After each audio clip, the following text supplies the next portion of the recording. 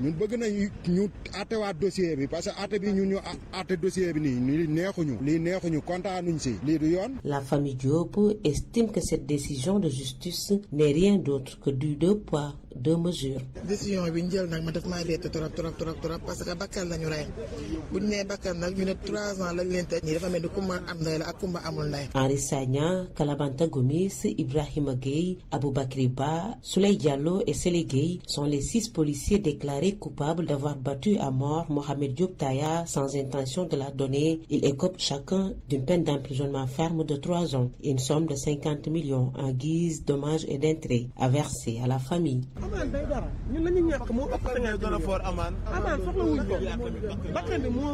Salamata Ousmane Diallo, Pikine, Radio Futurs Médias. 12h04. Le jeune Sénégalais kidnappé par des malfaiteurs à la frontière entre l'Algérie et le Maroc a été finalement libéré la nuit dernière. Sa famille a dû verser la rançon réclamée par les ravisseurs. Mais Aliou Mbalo est très mal en point selon son oncle. Ce dernier annonce le retour de l'ex-otage au Bercail dans les prochaines semaines. Écoutons Thierno Mbalo, joint par El Hadj Ndiogou Diène. Mon neveu a été libéré quand j'ai obtenu la somme demandée, les $2500, à l'aide de la famille, les ressortissants du village qui sont dans les pays à l'étranger, et même ceux qui sont au village. Tout le monde a fait une participation ici à Dakar, partout. Donc, à l'aide de l'intermédiaire. Parce que leur chef avait voulu augmenter la somme, mais du coup, arrivé à un certain moment, j'ai compris que l'intermédiaire a reçu aussi des sentiments, comme la situation a tellement duré, et je parvenais quand même à communiquer avec lui pour lui moraliser. Donc, il a pris le gosse, il l'a amené dans un endroit un peu éloigné de leur site jusqu'aux environs de 22h parce qu'il devait venir ce jour-là en ville. Mais aux environs de 22h qu'il a déparé là-bas, on a longuement discuté au téléphone jusqu'à 5h du matin. Il était en route. Donc c'est à 5h du matin qu'ils sont arrivés en ville. Par le même contexte, il y avait quelqu'un qui devait quitter la France pour venir récupérer son petit frère qui est kidnappé. Donc il lui a laissé parce qu'il nous entendait parler la langue. Il me disait qu'il va mettre le gosse entre les mains d'un pôle burkinabé, nigérien ou algérien pour qu'il se sente un peu à l'aise. Mais quand ils sont arrivés en ville, il s'est croisé là-bas, le gars qui a quitté la France pour récupérer son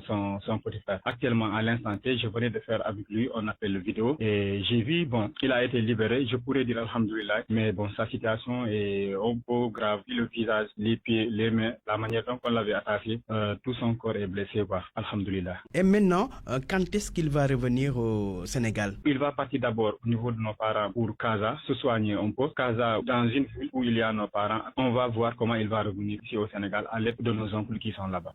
Et puis revenons sur le décès de l'étudiant Martar Diagne à l'université Gaston Berger de Saint-Louis. Je rappelle qu'il a été retrouvé mort dans sa chambre.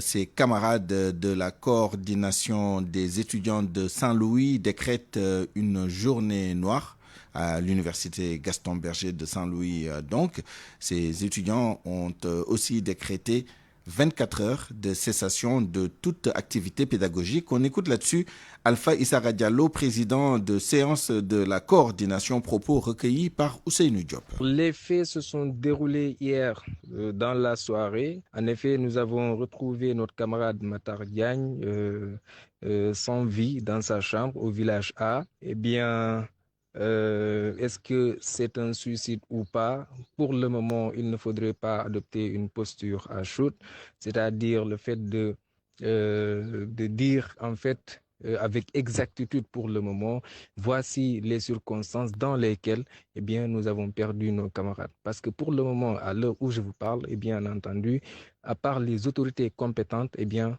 personne, je dis bien personne, ne peut avancer de une telle thèse.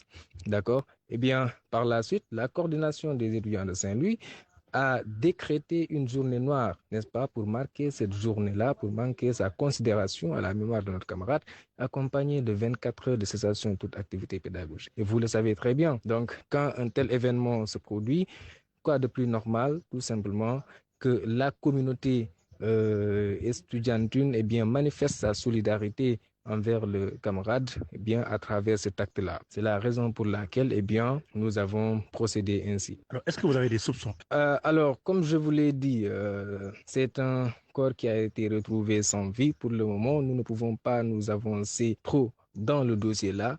Ce que nous faisons et ce que nous demandons à l'ensemble de tous les étudiants, c'est de faire montre de retenue, n'est-ce pas, et d'attendre que les autorités compétentes fassent toute la lumière sur la question à travers leur enquête qu'ils sont en train de mener présentement. Eh bien, après cela, nous pourrons tous nous fixer là-dessus. RFM, l'info, c'est ici. L'info, c'est ici.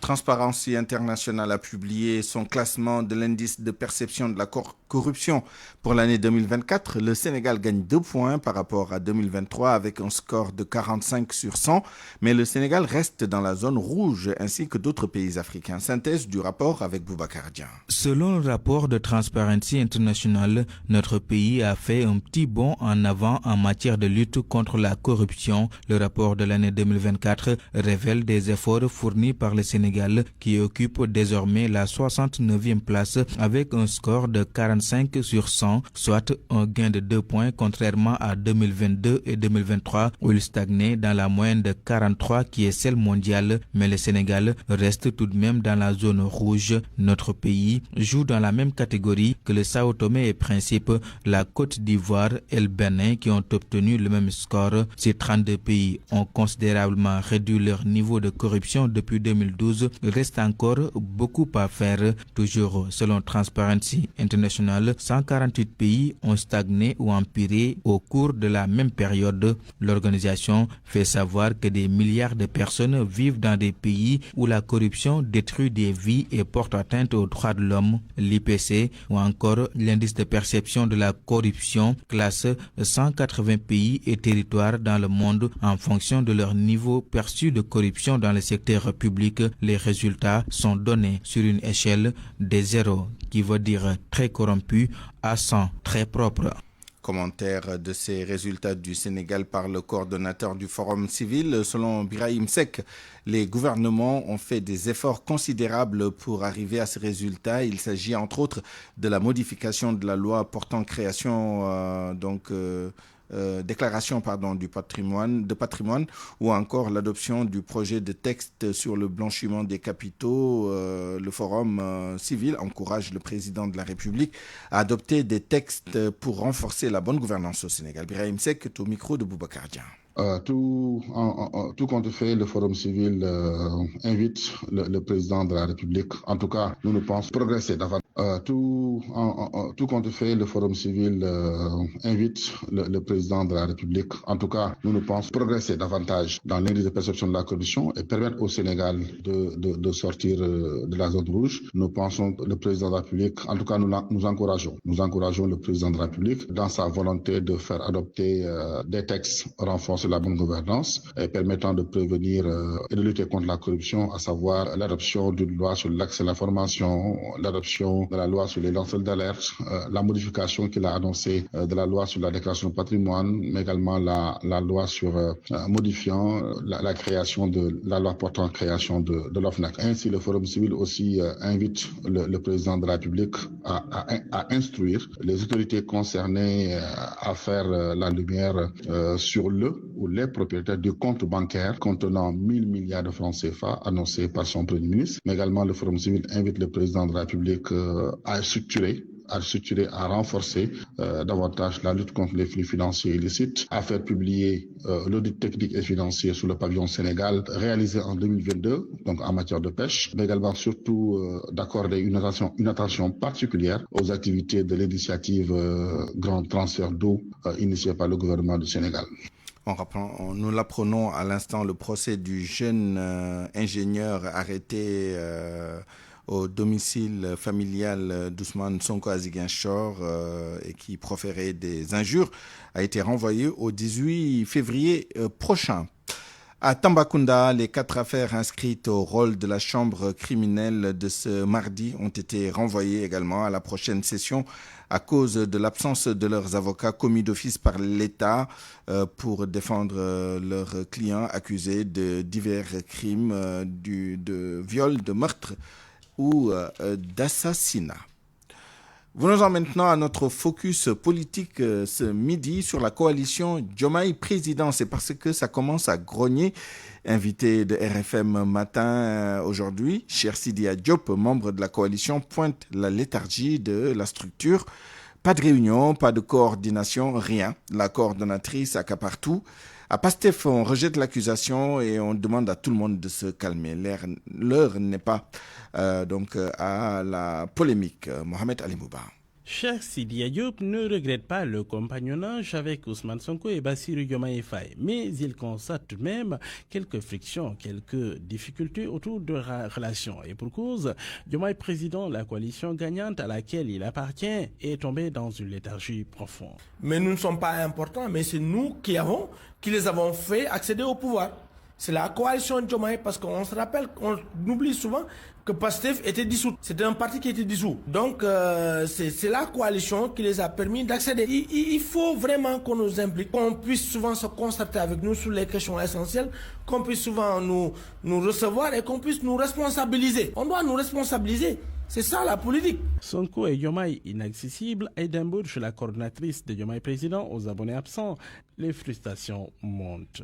Notre coordinatrice, Madame Aïda Mbodj, elle est extrêmement chargée au niveau de la dette. Donc elle peut pas gérer. Elle peut pas gérer toute la coalition parce qu'elle n'a pas le temps. Et donc là, c'est un danger pour nous. Et je devais alerter d'abord notre président de coalition, le Premier ministre, mais aussi la dame qui dirige la coalition, que voilà, on a envie de vivre, de faire de la politique, de tout ça, parce que c'est très important. Ensuite, le panel. Nous avons remarqué qu'il y a eu au niveau du panel, il n'y a que des publicités. Souvent, il y a des accrochages et tout ça qui font que de telle sorte que ça ne devient plus intéressant. Beaucoup de gens ils quittent le panel. On ne peut plus échanger. L'expression devient étouffée comme ça, d'une façon malhabile. D'autres panels se créent. Et d'autres panels se créent de telle sorte qu'il y a des confusions. Souvent, on a vu, par exemple, le panel, par exemple, Djoub Djoubol Dubenti, qui est un autre groupe qui s'est créé dans le panel, qui est en train d'avoir du succès et de prendre le dessus sur le panel qui est officiel. Mais pour le secrétaire national à la communication de Pastef,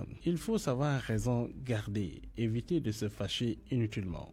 Tout dépendra de la structure également de la coalition. Est-ce que la coalition a bel et bien une charte qui organise réellement son fonctionnement avec effectivement des responsabilités à l'intérieur? Là est la question. Mais n'ignorez pas également que certains ont souscrit à cette coalition pour parler comme les politiciens à la 25e heure. Il est évident que peut-être la coordonnatrice ne les connaisse pas, mais les individus qui étaient en vue dans cette coalition dès le début, très probablement entretiennent de bonnes relations avec la coordonnatrice de la coalition. Créé à la veille de la présidentielle, Diomaye président a porté avec succès Bassirou Diomaye au pouvoir. Depuis lors, beaucoup d'eau a coulé sous les ponts. La coalition s'est effacée apparemment au profit du parti au pouvoir, Pastef, qui est d'ailleurs allé seul aux dernières législatives sans aucun allié. RFM, partout, tout le temps. Allons à présent à l'Assemblée nationale où les députés examinent ce matin le projet de loi relatif à la réglementation bancaire, mais également celui de la réglementation de la microfinance. En direct avec nous, notre reporter sur place, Salimata Aou. Bonjour. Bonjour Souleymane. Alors, qu'est-ce qu'on peut retenir de cette séance au moment où on parle ? Oui, vous l'avez dit tout à l'heure, ce sont deux projets de loi qui sont soumis aux députés. Le premier, c'est sur la réglementation bancaire et le second, c'est sur la réglementation de la microfinance. En ce qui concerne le projet sur la réglementation bancaire, il a pour objet d'internaliser la loi uniforme portant réglementation bancaire dans les États membres de l'UEMOA. Et parmi les innovations notées, on peut citer l'édiction d'un seul acte juridique régissant l'ensemble des aspects relatifs au statut des établissements régis par la loi bancaire, l'élargissement du champ à 5 catégories d'établissements contre 2 au niveau de la loi en vigueur, la précision du régime applicable à tous les établissements concernés, entre autres innovations. Le ministre des Finances a aussi précisé que le secteur bancaire sénégalais est bien capitalisé. Il a ajouté qu'entre 2023 et août 2024, le secteur a enregistré un renforcement des fonds de 207 milliards. Une situation qui fait suite à la décision du Conseil des ministres de l'UEMOA le 21 décembre 2023 de relever le capital social minimum des banques de l'Union de 10 milliards à 20 milliards avec un délai de 3 ans pour se conformer. Souleymane, cette session à l'Assemblée nationale peut être assimilée, si je peux l'appeler ainsi, à un procès des élus contre les structures financières. La plupart des interventions tournent sur les taux élevés, les SMS qu'ils reçoivent sur leur téléphone et les opérateurs téléphoniques qui s'y mettent, mais aussi l'urgence de créer une banque nationale pour renforcer le tissu bancaire. Et c'est dans ce sillage que Cheikh Diba a annoncé que sa première correspondance en tant que ministre est une lettre adressée au groupe Société Générale de Banque pour faire valoir la préemption de l'État du Sénégal en cas de velléité de cession de la banque. Pour Cheikh Diba, il est inadmissible que le secteur reste majoritairement sous contrôle étranger. Souleymane, c'est ce qu'on peut retenir en attendant de revenir à fond sur la loi sur la réglementation des microfinances. Pour le moment, l'Assemblée est en pause de 10 minutes et on reprend incessamment. Merci beaucoup, Salimata Aou. D'ici là, justement, la réaction de l'Association des clients et sociétaires des institutions financières. Les projets de loi portant sur la réglementation du secteur bancaire et de la microfinance sont insuffisants parce que les clients ne sont pas du tout protégés par cette loi. Pour l'ACSIF, il fallait prendre en compte plusieurs aspects comme une loi sur le surendettement ou encore créer un cadre juridique pour les usagers victimes d'abus bancaires. Nafissa Toussila. Une réforme bancaire tant voulue pour qu'enfin les usagers puissent se retrouver dans leurs fonds. Mais hélas, ce ne sera pas le cas, constat fait par l'Association des clients et sociétaires des institutions financières. Le président de l'ACSIF parle d'une loi faible qui ne protège pas suffisamment les usagers des banques. Famara Sissé. Mais insuffisant. La protection des usagers est très infime, très minime par rapport à nos attentes. Parce qu'aujourd'hui, le problème le plus saillant que les usagers des institutions financières rencontrent, c'est le problème de la mobilité bancaire. Un client qui veut changer de banque, il paye énormément d'argent. L'attestation d'engagement coûte 87 750. L'attestation de non-engagement aussi coûte 87 750. Au-delà de ces deux attestations, il y a aussi des frais de pénalité de compte qui lui sont soutirés. Le client qui veut changer de banque, il est tenaillé par deux monstres financiers qui essaient chaque fois de lui soutirer de l'argent, qui essaient de l'appauvrir. Donc cela n'a pas été tenu en compte. Famara Sissé va plus loin. Les banques ne font que sucer les clients et souvent ces derniers sont démunis pour se défendre. La loi sur le surendettement, parce qu'aujourd'hui, beaucoup de travailleurs ne perçoivent pas parce qu'ils sont surendettés, alors que les banques ont été astreints à respecter la quotité incessible et insaisissable, ce qui pose problème par rapport à la loi sur le surendettement et une commission de surendettement. Il y a aussi un problème par rapport aux clients qui sont victimes d'abus bancaires, qui voudraient porter plainte, mais qui n'ont pas les moyens de porter plainte parce que tout simplement, prendre un avocat, les frais de justice sont extrêmement chers. Donc, on devait mettre en place un fonds destiné à payer les frais de procès des petits clients. Nous avons affaire à des délinquants, des criminels financiers qui s'emparent de vos coordonnées pour vider vos comptes. Autre facteur qui n'a pas été tenu en compte par ce projet de loi, une loi sur le délai de rétractation ou encore du délai de grâce. Les clients signent la convention sans lire et sous pression. Il nous faut fondamentalement pour leur protection voter une loi sur le délai de rétractation qui va permettre aux clients de bénéficier d'un délai de 15 jours après signature et de pouvoir venir renoncer s'il est avéré qu'il a signé sous pression. La loi sur le délai de grâce. Beaucoup de clients aujourd'hui, commerçants, prennent un prêt et sont frappés par un sinistre. Ce sinistre-là n'est pas tenu en compte lors de l'exécution des décisions de justice. Parce que si vous êtes frappé par un sinistre, la banque qui vous amène au tribunal et qui a une décision de justice exécute la décision de justice en prenant vos biens hypothécaires. Ce projet de loi ne protège pas suffisamment les usagers. L'ACSIF soutient que cette réforme bancaire devait d'abord s'inspirer de la finance islamique qui se base sur le partage aussi bien des bénéfices que des risques. Le syndicat des travailleurs de la justice se prépare à aller au front. Les camarades de El Haj Ayaboun Malik Diop ont déposé un préavis de grève la semaine dernière. Ils exigent la prise en charge de leurs revendications et le respect des engagements de l'État, des engagements pris en compte dans 3 décrets qui n'ont jamais été publiés au journal officiel.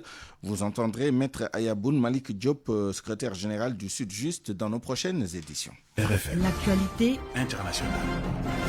Le journal international avec vous, Georges Détié Diop, bonjour.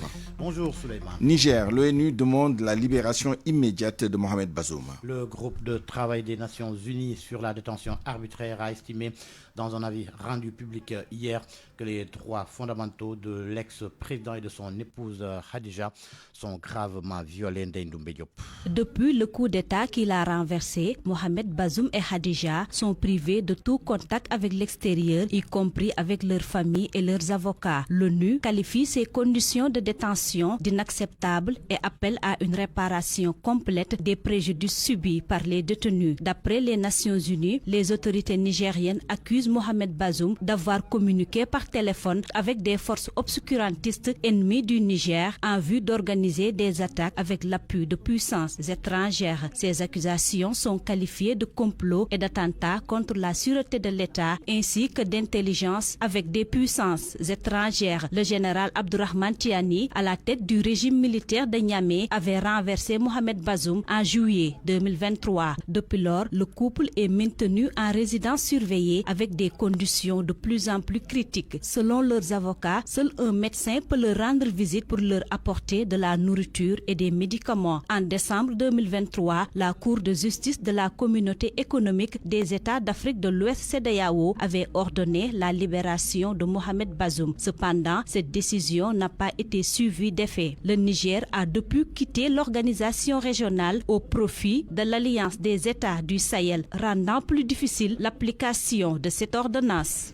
Au Mali, un proche de l'imam Diko détenu par la sécurité d'État, Daouda Magassa, a été enlevé mercredi dernier à Bamako alors qu'il sortait de la mosquée. Selon RFI, son arrestation vise à empêcher le retour de l'imam Mahmoud Diko qui vit actuellement en exil en Algérie mais dont les soutiens annoncent l'arrivée au Mali ce vendredi. Les services de renseignement seraient à la recherche d'informations sur son arrivée ainsi que sur ses sources de financement et sur ses collaborateurs. Daouda Magassa est en charge des questions religieuses au sein de la CMAS. Il est aussi l'un des porte-parole de la commission de retour de l'imam Diko. En République démocratique du Congo, une milice exécute plusieurs dizaines de personnes dans l'est du pays. 35 civils tués lors d'attaques contre les villages de la province de l'Ituri dans l'est du pays hier soir. Information Reuters qui cite un chef de village, lequel a confié à l'agence que des militants de la Codeco ont mené l'attaque qui a commencé vers 20h, exécutant sommairement les habitants et incendiant leur maison. En République démocratique du Congo, toujours le procès de 84 soldats accusés de meurtre, viol et autres crimes commis sur les civils se poursuit à Kavumu dans la province du Sud Kivu devant un tribunal militaire. Les faits remontent à un week-end de violence au cours duquel les accusés auraient pénétré de force dans plusieurs villages des territoires de Kabaré et Calais, violant plusieurs femmes et tuant au moins 12 personnes. Cap sur le Maroc, le nord frappé par un séisme de magnitude 5,2 sur l'échelle de Richter. La secousse Souleymane a été enregistrée dans la province d'Ouezane. Selon les autorités locales citées par Apa News, aucun dégât n'a été signalé à la suite de ce tremblement de terre.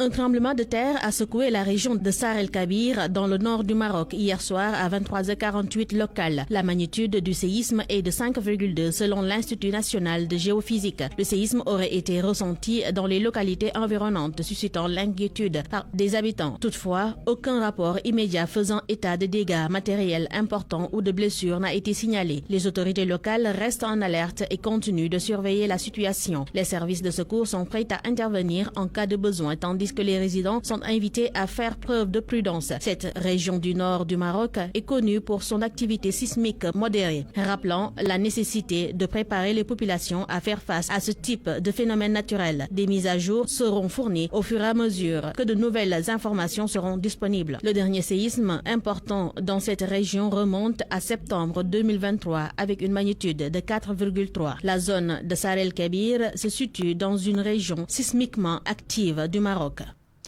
Et c'est la fin de cette édition. Merci beaucoup Georges Détié Diop. Parole aux auditeurs. L'actualité, qu'en pensez-vous?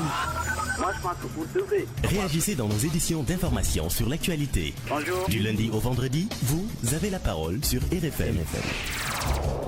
Point de vue, nous reviendrons sur les mesures annoncées par le ministère en charge du commerce pour réguler les prix à la consommation, notamment les boutiques témoins et le recrutement de volontaires de la consommation ou de contrôleurs des prix.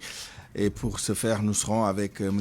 Ahmadou Bamba Ndaou, directeur du commerce intérieur, et le professeur Amat Ndiaye, économiste enseignant à la FASEG, la faculté des sciences économiques et de gestion de l'UCAD. RFM Sport.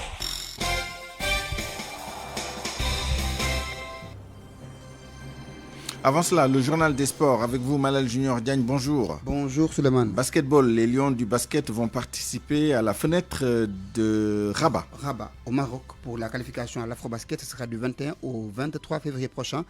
Un regroupement ne sera pas organisé pour participer à cette compétition. Plus d'informations sur cela avec Sodetiam. Après les fenêtres du mois de février et novembre dernier, place à la troisième et dernière fenêtre qui va déterminer les 15 places restantes pour l'Afrobasket 2025 prévue en Angola au mois d'août. Après son carton plein réalisé lors de la précédente fenêtre à Dakar, le Sénégal est leader de sa poule devant le Cameroun, le Rwanda et le Gabon. Pour le rendez-vous de ce mois de février, au Maroc, les Lions du Sénégal qui seront sous la houlette de Mamadou Gueye Pabé et ce parfait adjuvant n'auront pas le temps de se regrouper à Dakar. Les joueurs vont quitter leur club et rallier directement Rabat les 16 et 17 février. Cependant, 2 séances d'entraînement sont prévues au Maroc les 18 et 19. Avec ces 3 victoires en autant de sorties lors de la deuxième fenêtre, le Sénégal garde ses chances intactes pour le rendez-vous de l'Angola au mois d'août. Antananarivo, Tripoli et Rabat vont accueillir cette troisième fenêtre du 21 au 23 février. La RDC, le Cap-Vert et la Côte d'Ivoire sont aussi leaders de leur groupe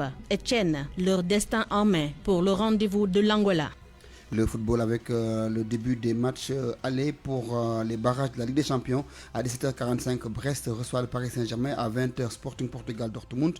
Manchester City contre l'équipe du Real. PSV Eindhoven en déplacement au niveau de la Juventus de Turin-Suleiman. Lutte avec frappe, les Parcelles Assainies se mobilisent derrière Franc. Derrière Franc qui va affronter Ama Baldé, le lutteur des Pikine, qui organise son open press aujourd'hui au stade Alassane Djigo de Pikine. Ama va croiser Franc. Demain, ce sera au tour de Franc d'organiser son open press au stade municipal des Parcelles Assainies. Quelle est l'analyse des amateurs de lutte par rapport à cette affiche prévue dimanche prochain organisée par Albourar? Youssou Dien, l'un des amateurs, analyse cette affiche. En leur rappelant qu'ils ont un combat très important par rapport à leur carrière, Franc, qui est un lutteur vraiment qui nous a présenté un parcours incontestable. Ce qui le confirme, c'est son dernier combat contre Bombardier, qu'il a terrassé. C'était un combat vraiment pas facile du tout. Mais voilà ce qui lui a ouvert les portes de la cour des grands. Vous savez, des fois, un lutteur peut prendre un combat contesté par ses supporters en disant que oui, mon lutteur a dépassé celui-ci ou a dépassé ce lutteur, tu vois. Mais il y a des combats aussi qui ouvrent des opportunités à un lutteur et c'est ça que Franc a réussi. Vraiment, on le félicite. Là, c'est Ama Baldé qui lui donne la chance parce que, comme on le dit en Wolof, Garab Tekaw lay fekkante, Ama Baldé a vraiment fait un geste que tout le Sénégal doit saluer parce que ces jeunes-là qui se battent, qui sont braves à chaque fois qu'ils viennent dans l'arène, ils montrent que vraiment ils font partie de la lutte. Donc ces jeunes-là, il ne faut pas les fermer les portes. Donc à partir de ce combat, Franc doit savoir qu'il a un combat très important qui peut lui vraiment amener au sommet de son art. On attend un combat qui va faire plaisir à tous les amateurs de la lutte sénégalaise, mais un combat difficile. Voilà donc, Suleiman, c'est tout pour les sports. Merci Malal Junior Diagne. Avant d'aller au bureau, avant de commencer votre journée et que vous dégusterez tout au long de la journée, voilà ce qu'il vous faut. Le café Toraldo, du pur Arabica, les meilleures graines sélectionnées par des experts du café. Existe en capsule ou en emballage classique. Une expérience de dégustation exceptionnelle à faire vibrer vos papilles. Découvrez la diversité des cafés Toraldo. À chacun son Toraldo. Pour vos commandes, appelez au 78 717 11 11 ou au 76 456 12 13. Nos produits sont disponibles partout au Sénégal, le must du café. c'est des cafés Toraldo. Café Toraldo, le must du café, vous offre la revue de presse. Les quotidiens de ce mardi 11 février 2025, passés en revue par Mohamed Ali Mouba. Bonjour. À la une, branle-bas de combat pour sauver la tête de Farbangom. Ce sont ces avocats tout d'abord qui prennent les devants à Dakar au trot avec leurs clients. Ils sont allés récupérer la convocation, ou plus exactement le mandat de comparution qui astreint Farbangom à se présenter ce jeudi devant le collège des juges du pôle financier. Et c'est justement la forme qui intrigue les robes noires, relève d'un trait source. Et pour cause, c'est que d'ordinaire, un juge d'instruction a envoyé une convocation avant d'avoir recours à cette mesure plus stricte, fulmine dès la page de garde maître Baboucar Sissé, un des conseils du maire des Anyama. Mais que cache le mandat de comparution pour que ça fasse râler les avocats? Pour la clarté du débat, le confrère a recours au code de procédure pénale qui dispose à son article 11 que le mandat de comparution a pour objet de mettre l'inculpé en demeure de se présenter devant le juge à la date et à l'heure indiquée par ce mandat. En clair, si la personne ne se présente pas, le juge a recours directement au mandat d'amener, ce qui n'est pas le cas de la convocation plus souple. Voilà donc toute la différence. Le diable étant dans les détails, Maître Doudoudoy, l'autre avocat de Farbangom, flaire du coup une envie d'humilier son client. L'adjoint au maire des Anyam, Abdouaziz Diop, promet une démonstration de force dès ce jeudi. Le Sénégal, dit-il, nous verra ce jeudi car nous allons nous mobiliser massivement pour faire face à, je cite, cet acharnement politico-judiciaire contre notre maire, a-t-il soutenu. Le journal Les Échos lui relève que pour le moment, Farbangom coopère car il s'est volontairement présenté à la division des investigations criminelles pour en savoir davantage sur son mandat de comparution. Mais ses avocats, eux, ne font pas confiance aux juges. Tous dénoncent une convocation opaque et une procédure exceptionnelle, une accélération démesurée et injustifiée de la procédure. Outre Farbangom, les juges mettent dans la cause Tahirou Sarr et d'autres personnes. Tahirou, justement, l'observateur croit savoir qu'il est convoqué en même temps que Farbangom. Mon confrère constate que cette convocation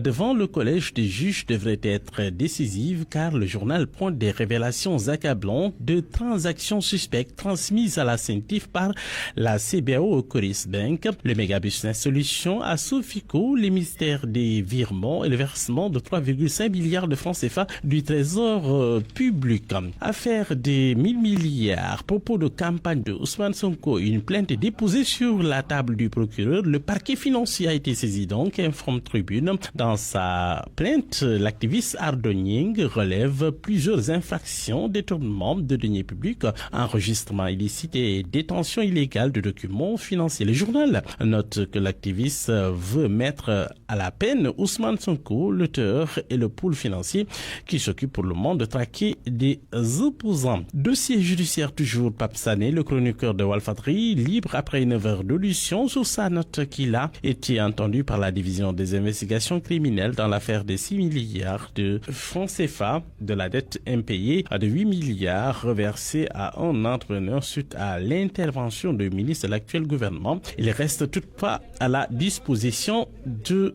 la justice. Politique, Amadouba, le PDS et le Front pour la défense de la démocratie et de la République, les chemins se séparent.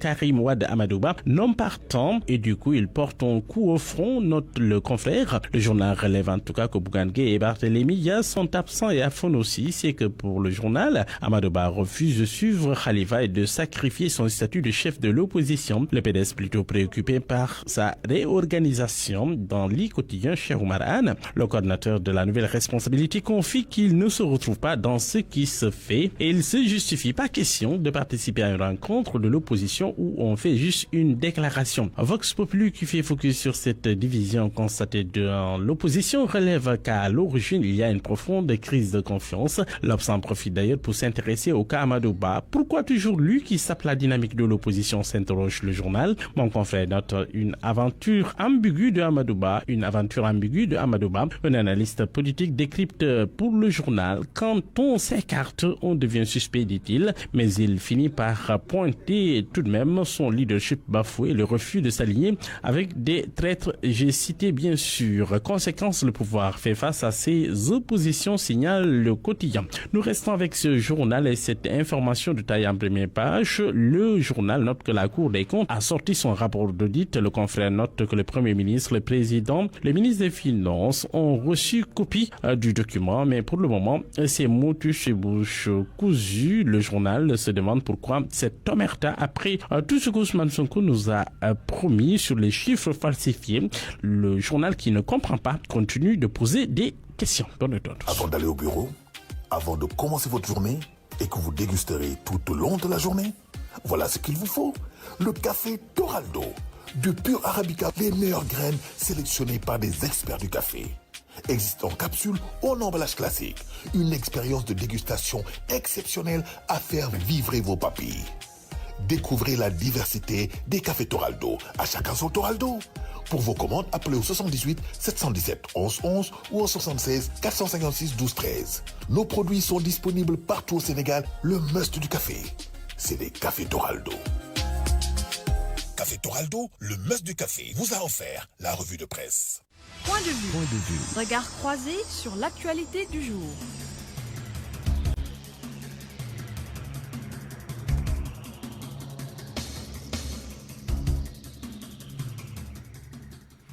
Bienvenue dans notre rubrique Point de vue. À 12h39, nous allons parler des mesures annoncées ou réitérées par le ministre en charge du commerce pour maîtriser les prix à la consommation, notamment en ce qui concerne les produits de grande consommation.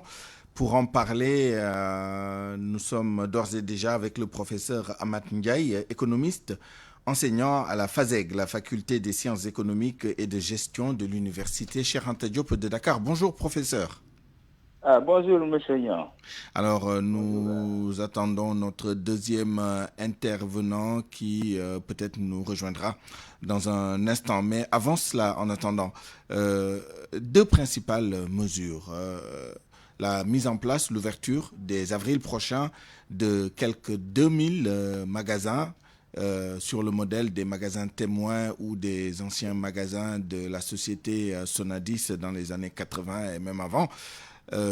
Et le recrutement de 1000 volontaires de la consommation qui vont aider en tout cas les structures du ministère à contrôler les prix sur le terrain.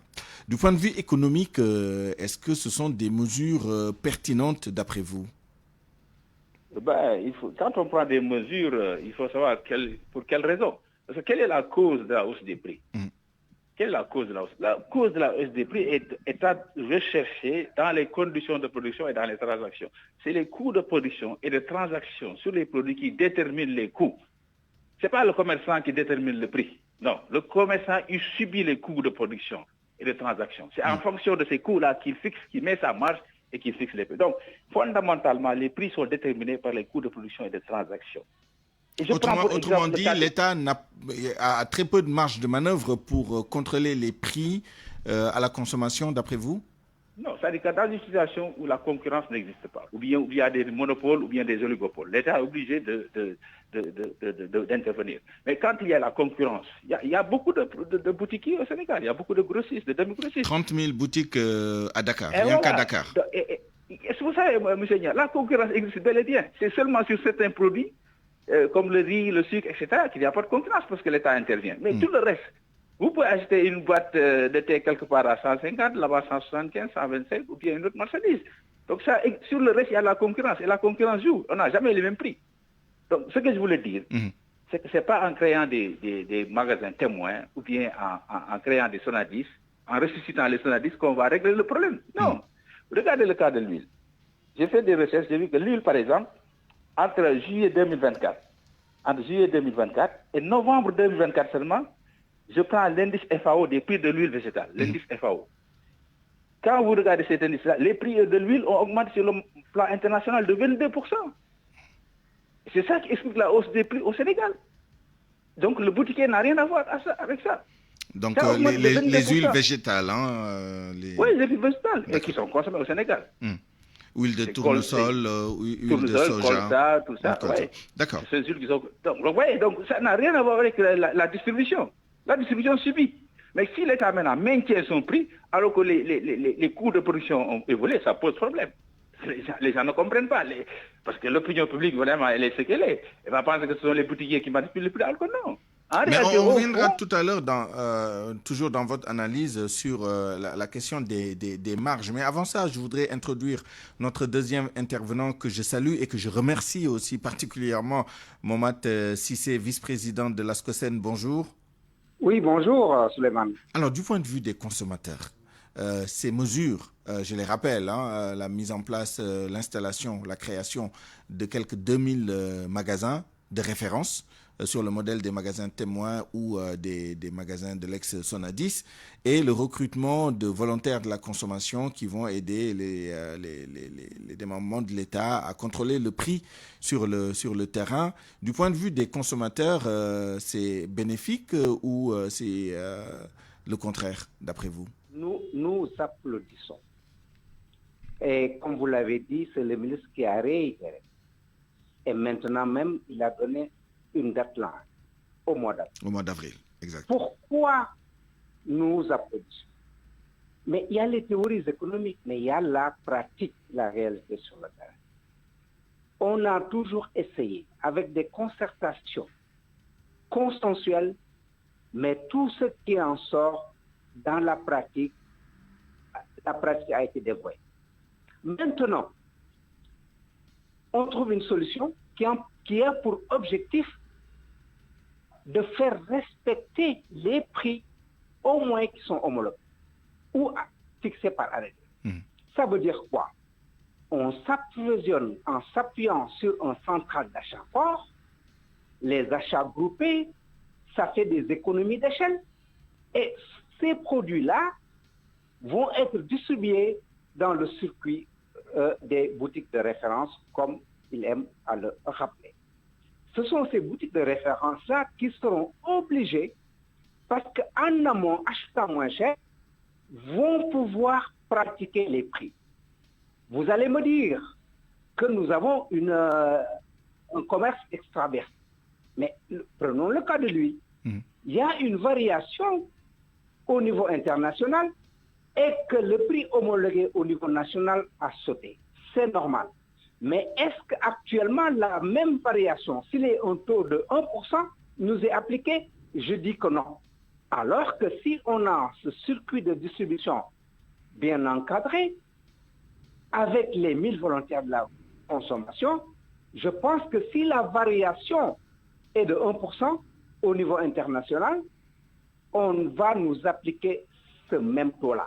Mais c'est une maîtrise. Moi, Cissé, vous avez entendu, vous avez vu quand même la levée de boucliers au niveau des boutiquiers, de tous ceux qui sont dans l'intermédiaire là entre les grossistes ou les importateurs et les distributeurs finaux. Alors, qu'est-ce que vous répondez aux objections des uns et des autres, notamment des boutiquiers qui estiment que c'est une concurrence déloyale de l'État?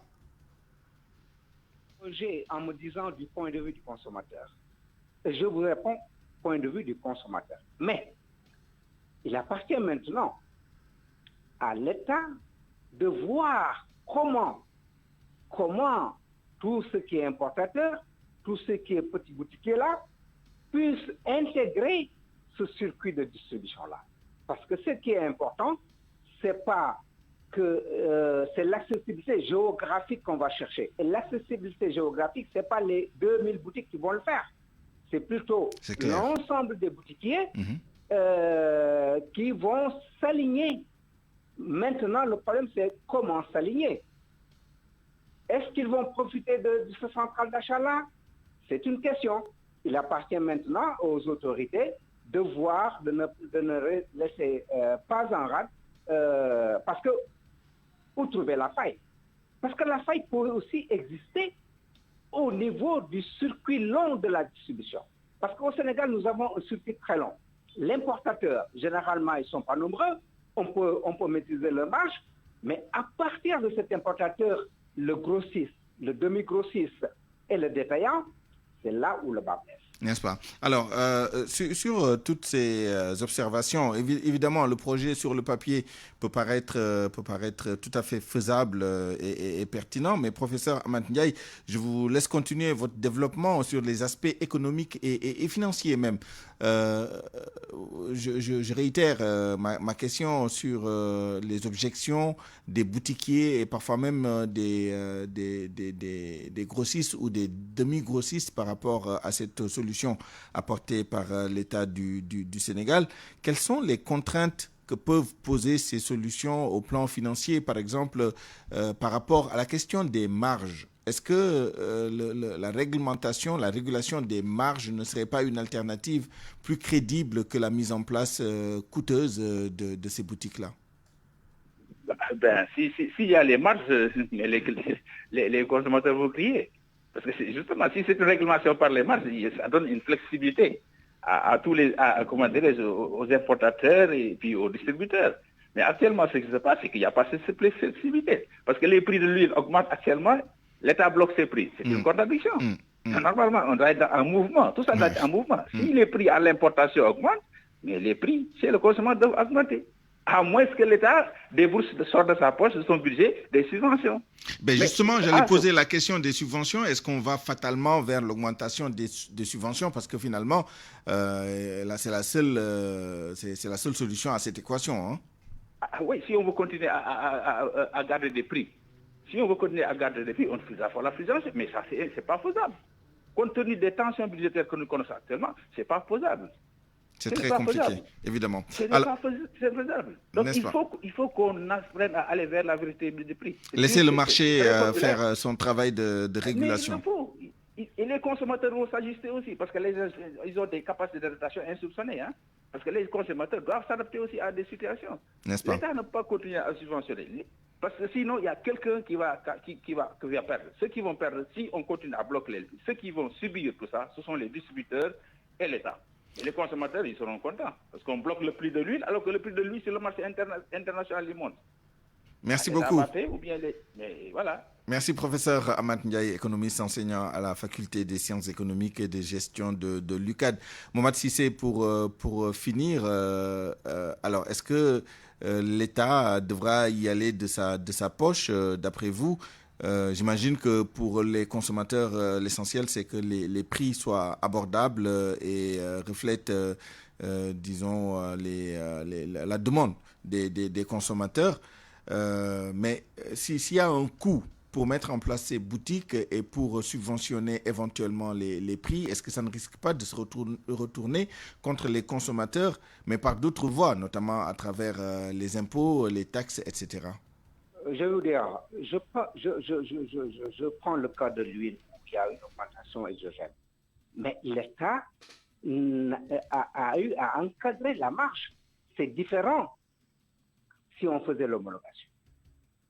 Si on continue à encadrer la marge, il n'y a pas de souci. Parce que nous ne voulons pas aussi que les commerçants perdent. Parce que s'ils perdent, c'est la tension sur l'offre et ça peut aller jusqu'à la pénurie. Mais on ne peut pas supporter les spéculations. Et c'est le cas actuellement pour beaucoup de produits. Maintenant, nous, au niveau de la SCOSEN, nous ne sommes pas d'accord à des subventions à tout va. Les subventions doivent être ciblées parce qu'il y a toujours des consommateurs vulnérables qu'il faut protéger et c'est l'État qui doit les protéger en augmentant le pouvoir d'achat, par exemple. On peut passer par les Orange-Monnaie, par les web, par les filets sociaux. Nous avons reçu le transfert monétaire. Malheureusement, la liaison est coupée. De toute façon, le temps qui nous était imparti est arrivé à son terme. Nous retrouverons nos deux invités dans la version Wolof de ce débat. Ils auront probablement plus de temps pour développer leurs idées. En tout cas, merci à tous les deux. À 12h52, c'est la fin de cette édition que je vous remercie d'avoir suivi. Merci à toute l'équipe qui l'a préparée et réalisée. El Haj Ndiogoudjen à la rédaction en chef, à la coordination Mamas Toukan, à la mise en onde d'Abdoulaye Diop et à la production Alioune Ba. À 13h, rendez-vous avec le grand journal en Wolof. Excellente suite des programmes. Excellent après-midi. Au revoir.